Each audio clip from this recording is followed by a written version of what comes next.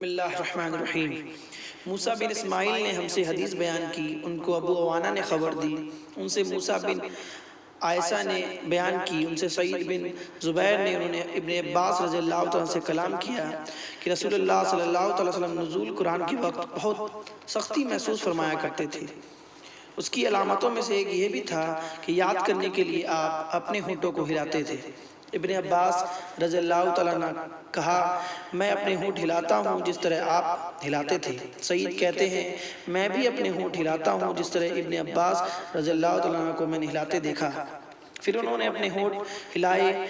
پھر یہ آیت اتری کہ اے محمد، قرآن کو جلد جلد یاد کرنے کے لیے اپنی زبان نہ ہلاؤ، اس کا جمع کر دینا اور پڑھ دینا ہمارا ذمہ ہے۔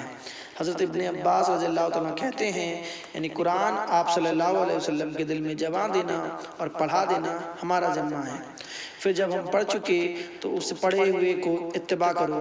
ابن عباس رضی اللہ عنہ فرماتے ہیں، اس کا مطلب یہ ہے کہ آپ اس کو خاموشی کے ساتھ سنتے رہو، اس کے بعد مطلب سمجھا دینا ہمارے ذمہ ہے، پھر یقیناً یہ ہماری ذمہ داری ہے کہ آپ اس کو پڑھو۔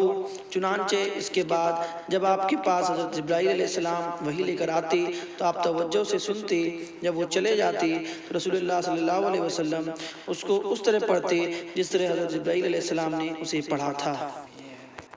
صحیح بخاری حدیث نمبر 5۔